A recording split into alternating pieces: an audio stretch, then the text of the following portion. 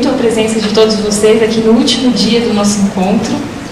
E para começar, amanhã, nós vamos ter a palestra do professor Edson Gomes, que vai falar sobre as bibliotecas digitais como instrumento de suporte à educação. Muito obrigada por aceitar o convite, professor. Uma boa palestra para todos.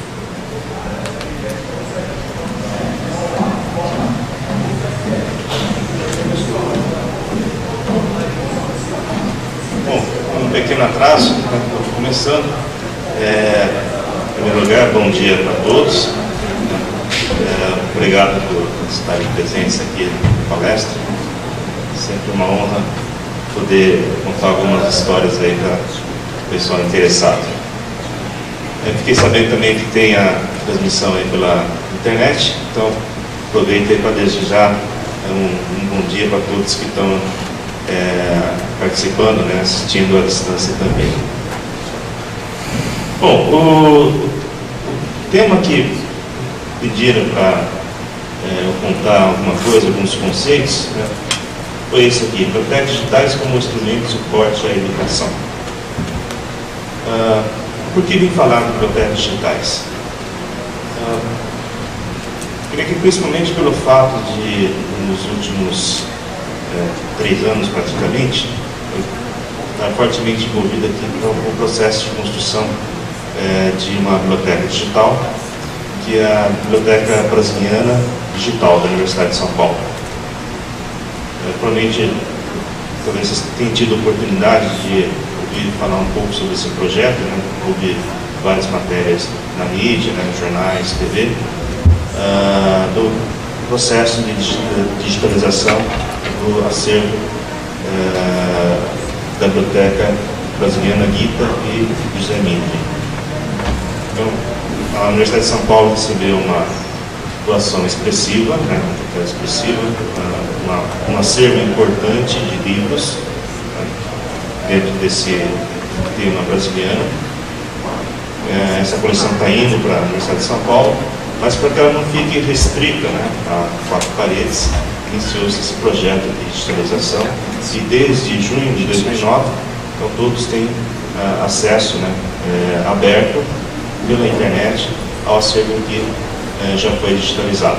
Evidentemente, não são todos os livros que foram digitalizados até o momento, mas estamos nesse processo trabalhoso e longo, né? A gente espera que um período de uns finito de tempo a gente consiga chegar até o final. Essa palestra para mim é diferente, talvez seja uma situação um pouco diferente do que eu costumo enfrentar, porque eu sou professor do Departamento de Engenharia de Computação e Sistemas Digitais da Escola Politécnica da Universidade de São Paulo.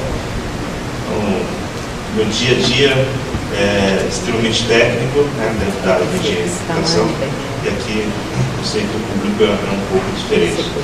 Mas, de um lado, isso é um desafio, do outro lado, também é extremamente divertido, né, porque aprendi a apreciar, né, o contato com pessoas que têm cultura diferente, né, que têm interesse e ideias diferentes, a gente aprende bastante. De forma que eu incentivo, né, todos a estarem participando, digamos, ativamente aqui do que eu tenho a contar, né, que isso não seja apenas uma vida de mão única, né, mas esteja à vontade para fazer perguntas.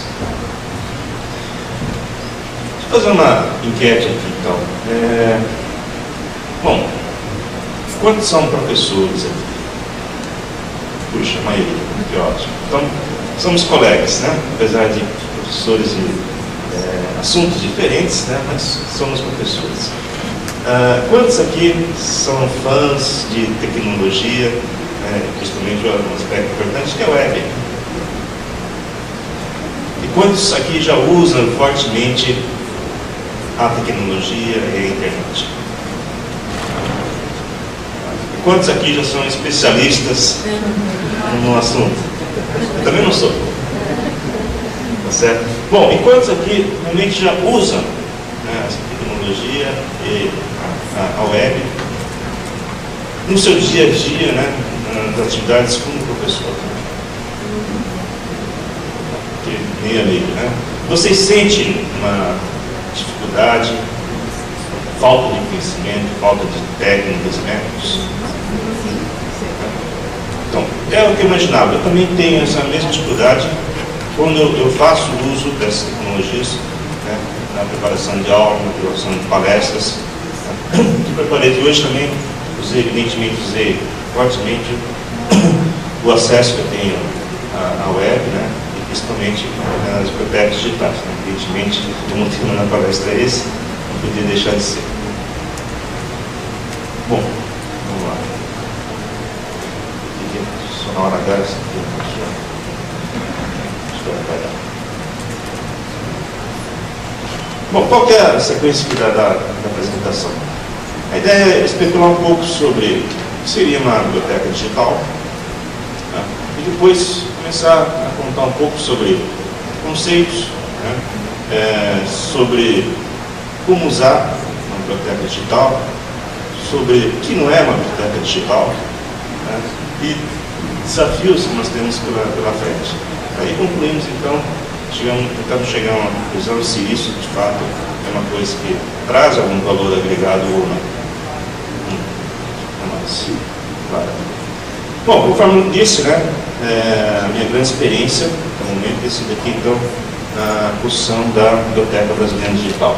Aqui tem um print screen, né, uma imagem que vocês poderiam estar olhando agora, se tivesse acesso à internet. Tá?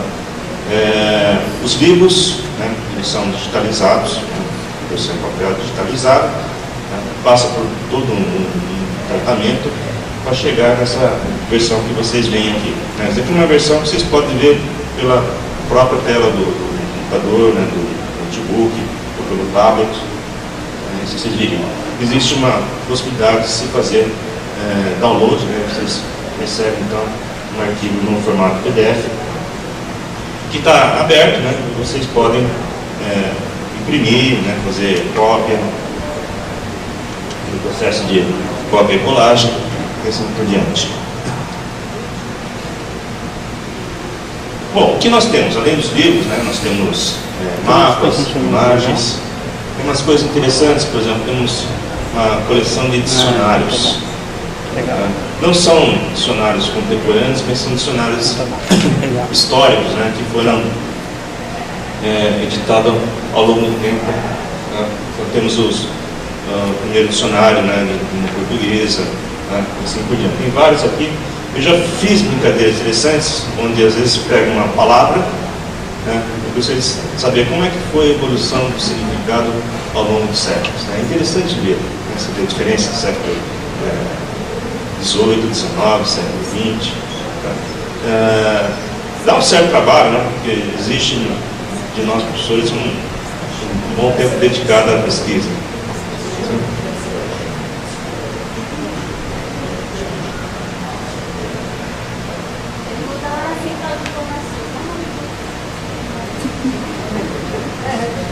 Já não está preparado para responder essa pergunta. Vamos lá. Temos, como eu disse, mapas também, né? O que tem aqui de diferente, agora em termos tecnológicos, nós incorporamos o que nós chamamos de visualizador, ou seja, a capacidade da pessoa poder ter acesso ao material no acervo, né, simplesmente pelo browser, pelo navegador. Então, o problema é que em termos técnicos isso existe, que nós passamos um visualizador para texto, um visualizador para imagens, esse aqui é específico para mapas. Se houver vídeo, se houver áudio, né, existem outros visualizadores. Tá? Então, para dar esse conforto para o usuário, para que ele possa estar tendo acesso a todo o acervo sem se preocupar com a tecnologia, do nosso lado nós temos que absorver, né, todo esse trabalho de fazer a preparação para que, com o menor transtorno possível, né, de fato as pessoas tenham acesso ao conteúdo. Uma das coisas que fizemos no último ano, né, que uma ideia que apareceu, foi, puxa, nós temos tudo sobre literatura brasileira. Porque a FUVEST, né, a vestibular do Congresso da Universidade de São Paulo, existe, né, uma série de livros. Então, resolvemos digitalizar e colocar disponível, então, através da nossa biblioteca, né, os livros para os vestibulandos poderem ler e estudar. Bom, aqui é um fato interessante na medida que a gente consegue dizer, olha, você precisa do livro, o livro está aqui. Intimamente, que livro que é? É a primeira edição. Às vezes está naquele português do início do século XX. É diferente de uma edição contemporânea. Então, para deixar os editores muito tranquilos, né, nós não estamos aqui para acabar com o mercado, né, da venda dos livros contemporâneos, mas dando uma opção, né, tanto para o estudante, assim também como os professores que de repente querem saber como de fato foi na edição original. Um alerta que nem tudo foi digitalizado, porque alguns não estão ainda, né, em domínio público. Então, foi digitalizado aquilo que está em vermelho, tá, e aquilo que está em negrito, infelizmente, não teria a lei de direito autoral, então a gente não fez esse trabalho. Deixa eu ver. Uma notável exceção é a do Vinícius Moraes, né, que foi nos concedido, então, o direito de digitalizar, né, e distribuir a versão eletrônica. Só que aí o arquivo que a pessoa baixa, né, permite a leitura, mas não permite a impressão. Tem uma restrição adicional. Bom, o que mais temos na USP, né? Hoje, todas as teses e dissertações, né, que são produzidas pelos nossos alunos de pós-graduação, vão para a biblioteca digital de teses e dissertações. Então, todas as áreas, vocês forem lá pesquisar pelo assunto, por autor, por título, vocês têm acesso, então, ao texto integral das teses. Na USP também existe todo um conjunto de revistas acadêmicas, né, que são editadas pelas diversas áreas. Isso também, então, hoje, nossa forma digital é concentrada num lugar que nós chamamos, então, de portal de revista da USP. Tem colocado aqui em cima no cabeçalho justamente o endereço, né, a URL, né, da biblioteca. Bom, mais exemplos. Eu procurei pegar, no possível, vários exemplos locais, né, mas tem, só para dar uma visão geral do que nós temos hoje em termos de biblioteca digital. Tem o Cielo também é uma outra iniciativa importante, entrou numa plataforma tecnológica e abriga uma coleção razoavelmente grande, né, de revistas científicas de acesso aberto, ou seja, tudo que está aqui, de fato, pode ser lido, né, de forma gratuita por todo mundo que vai nesse portal.